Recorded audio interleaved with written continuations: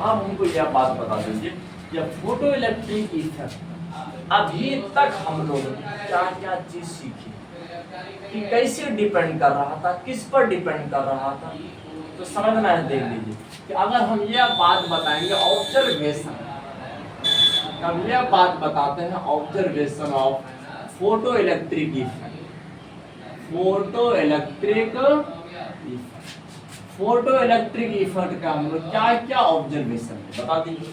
सबसे पहला first time में क्या बात बताया था कि फोटो करंट जो होता है, फोटो इलेक्ट्रॉन जो होता है वो इंटेंसिटी ऑफ इंसिडेंट रेडिएशन के डायरेक्टली प्रोपोर्शनल क्या होता है, इंटेंसिटी ऑफ इंसिडेंट रेडिएशन का इंटेंसिटी था उसके समानुपाती होते हैं।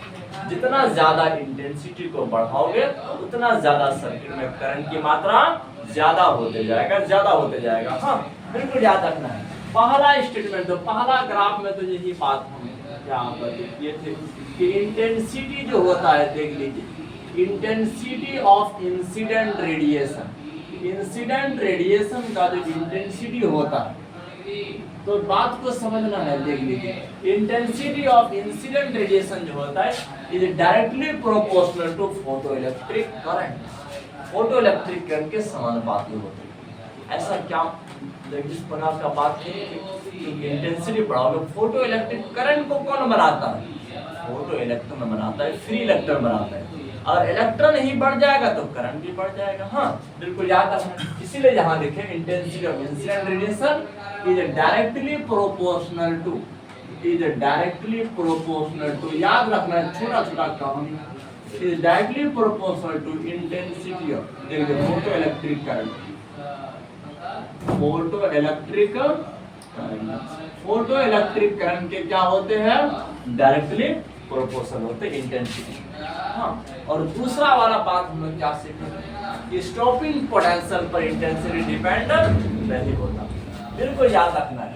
दूसरा ऑब्जर्वेशन हम लोग यही लिए थे, इंटेंसिटी ऑफ इंसिडेंट रेडिएशन जो होता है, इंटेंसिटी ऑफ इंसिडेंट रेडिएशन देख लीजिए। तो बात को समझना है, इंसिडेंट रेडिएशन का जो इंटेंसिटी होता है इज इंडिपेंडेंट, ये बात याद रखना है, इज इंडिपेंडेंट। ये इंडिपेंडेंट होता है मतलब डिपेंडेंट नहीं होता है किस पर, कि और स्टॉपिंग पोटेंशियल किस पर डिपेंड नहीं होता है, स्टॉपिंग पोटेंशियल पर डिपेंड नहीं होता है। बिल्कुल याद रखना। हाँ देखिए और फोटो इलेक्ट्रिक इफेक्ट होने के लिए कि कुछ मिनिमम फ्रीक्वेंसी ऑफ रेडिएशन से पार करना पड़ेगा। समझना है, एक मिनिमम क्या कहते हैं फ्रीक्वेंसी होता है कि समझना जिससे ज्यादा होना फोटो इलेक्ट्रिक इफेक्ट के लिए जरूरी है।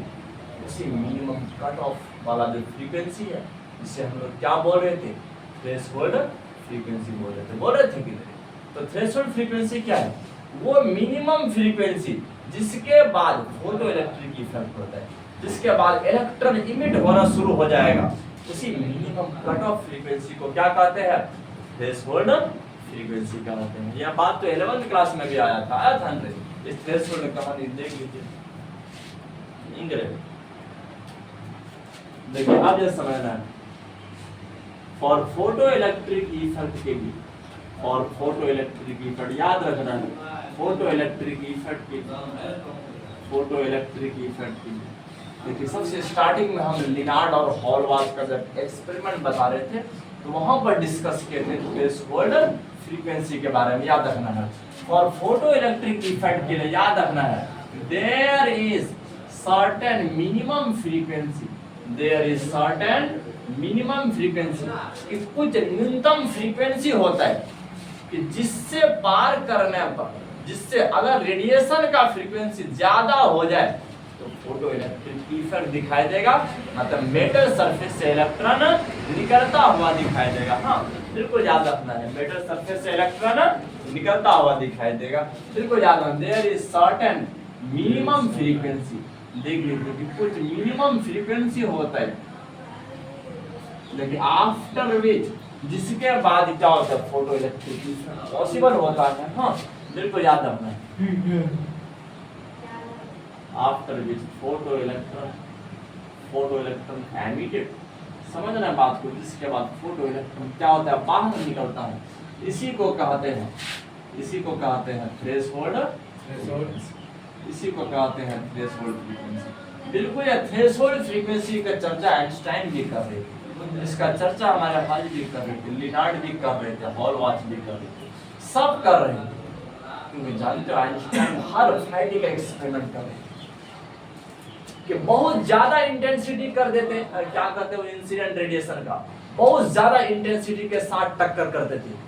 हाँ, लेकिन फ्रीक्वेंसी सिर्फ थ्रेशोल्ड फ्रीक्वेंसी से कम रहता था तो कोई भी इलेक्ट्रॉन बाहर नहीं निकल रही थी। जिसके बाद आइंस्टाइन ने बताया था कि इलेक्ट्रॉन को बाहर निकलने के लिए, इलेक्ट्रॉन को एनर्जी प्रोवाइड होने के लिए इसमें इंटेंसिटी नहीं फ्रीक्वेंसी की जरूरत पड़ता है। किसका जरूरत? हाँ, तो फ्रीक्वेंसी ही इलेक्ट्रॉन को क्या प्रोवाइड करते हैं, एनर्जी प्रोवाइड करते हैं बाहर निकलने के लिए। तो कुछ मिनिमम फ्रीक्वेंसी होना मस्ट है फोटो इलेक्ट्रिक इफेक्ट के लिए। उसी मिनिमम फ्रीक्वेंसी को क्या कहेंगे, थ्रेशोल्ड फ्रीक्वेंसी कहते हैं। बिल्कुल याद रखना है, उसी मिनिमम फ्रीक्वेंसी को कहते हैं थ्रेशोल्ड फ्रीक्वेंसी कहते हैं। बिल्कुल देख लीजिए, इस तरह से छोटा छोटा कहानी है। हाँ, अब इसके बाद चौथा ऑब्जर्वेशन बात बताते हैं कि फ्रीक्वेंसी ऑफ लाइट क्या करते हैं, वो स्टॉपिंग पोटेंशियल के समानुपाती होता है। इस बात को भी हम लोग ऑब्जर्व किए थे। सबसे लास्ट वाला ग्राफ में हम यही बात बताए थे कि फ्रीक्वेंसी ऑफ इंसिडेंट रेडिएशन जो होता है, कि फ्रीक्वेंसी ऑफ इंसिडेंट रेडिएशन मतलब इंसिडेंट रेडिएशन का जो फ्रीक्वेंसी होता है वो स्टॉपिंग पोटेंशियल के डायरेक्टली प्रोपोर्शनल होता है। जितना ज्यादा फ्रीक्वेंसी होगा स्टॉपिंग पोटेंशियल उतना ज्यादा होता जाएगा। हाँ, लेकिन यही फ्रीक्वेंसी सैचुरेशन करंट पर डिपेंड नहीं होता है। सैचुरेशन करंट को कौन क्या करते हैं, उसको ज्यादा कौन करते हैं, इंटेंसिटी करते हैं। क्योंकि intensity number of free electron को बढ़ाते हैं तो करंट बढ़ेगा, मैक्सिमम करंट का वैल्यू और हाई हो जाएगा और हाई हो जाएगा। लेकिन फ्रीक्वेंसी का सिर्फ एक ही काम है, जो इलेक्ट्रॉन फ्री है उसी में एनर्जी डालना है, बस एनर्जी ज्यादा करने का काम करते हैं। देख लीजिए, तो frequency of incident radiation is directly proportional to, याद रखना है, देखिए directly proportional to stopping potential. तो इस बात को भी हम लोग सबसे लास्ट में ऑब्जर्व किए, स्टॉपिंग पोटेंशियल के डायरेक्टली प्रोपोर्शनल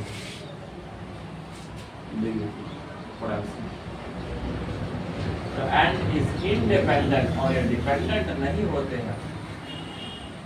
तो बात को समझना है, देखिए एक एक करके हर कॉन्सेप्ट को क्लियर कर देंगे। And is independent on saturation current, और ये सैचुरेशन करंट पर डिपेंड नहीं होते। इस बात को याद रखना।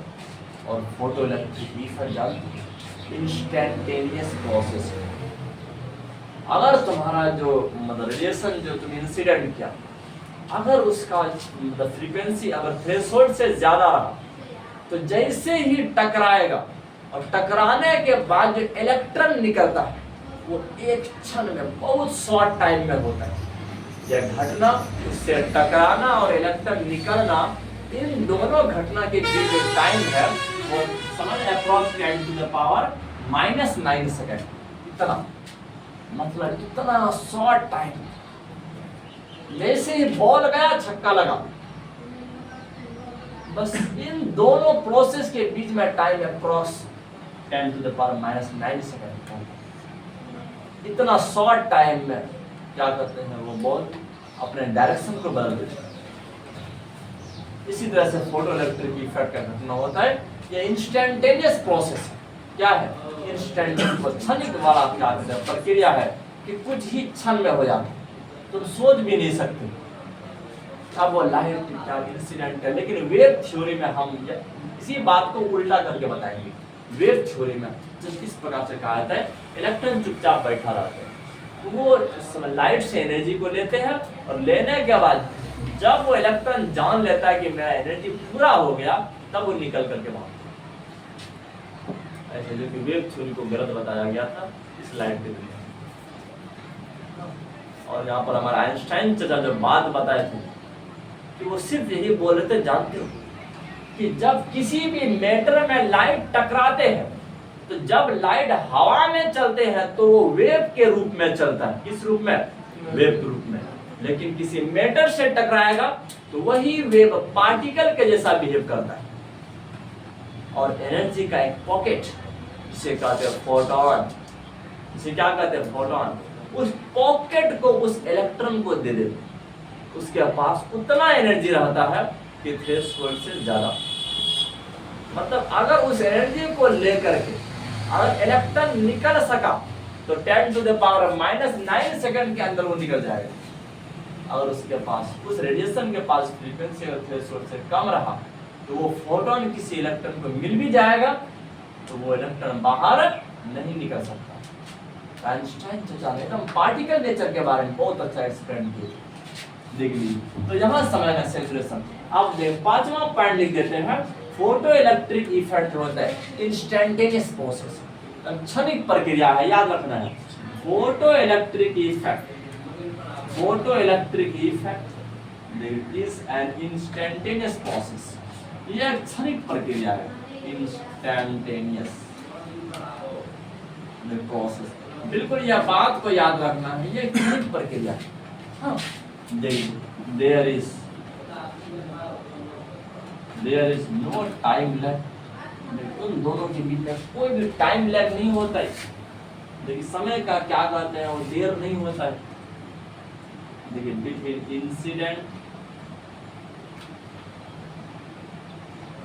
इंसिडेंट ऑफ रेडिएशन, रेडिएशन के इंसिडेंट के बीच में एंड एमिशन ऑफ इलेक्ट्रॉन, और इलेक्ट्रॉन के एमिशन के बीच में लगभग कोई टाइम का देरी नहीं होता है। अप्रॉक्स बताया जाता है 10 to the power -9 सेकंड। इतना कम टाइम में यह घटना हो जाता है। बात ये होता है, अब तुम लोग के दिमाग में घूमता होगा सर आइंस्टाइन चचा का कुछ स्टेटमेंट बताइए। आइंस्टाइन के कैसे फोटो इलेक्ट्रिक इफेक्ट के लिए आइंस्टाइन को जो नोबेल प्राइज मिला, तो जो कि पूरा दुनिया वाला था, है ना, बहुत ही सतर्क पूर्वक से सावधानी से एक्सपेरिमेंट कर रहे थे आइंस्टाइन, और लंबा समय के बाद फोटो इलेक्ट्रिक इफेक्ट और क्या कहते हैं वो लॉ ऑफ रिलेटिविटी और एक ब्राउनियन मोशन, इस प्रकार का कुछ पेपर को सबमिट किए जो पूरा दुनिया के लिए यूनिक बन गए।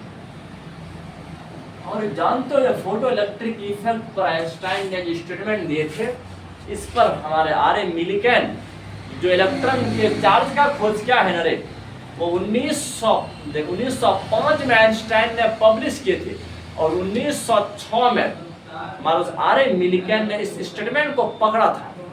सिर्फ यही एम था, डिस्प्रूव करना है, इसके बाद को फिल करना है। 1906 से 1916 चलेगी, 10 साल तक एक्सपेरिमेंट के, लेकिन हमारे आर.ए. मिलिकन वही स्टेटमेंट बार बार प्राप्त कर रहे थे जो स्टेटमेंट हमारे चचा पहले दे दिए थे। 1916 में जाकर के हिम्मत हार के आइंस्टाइन दिया था सर। आइंस्टाइन बहुत ही क्या कहते हैं ग्रेटेस्ट साइंटिस्ट कहा जाता है, उसके जैसा साइंटिस्ट न कभी आएगा, न कभी आया था, न कभी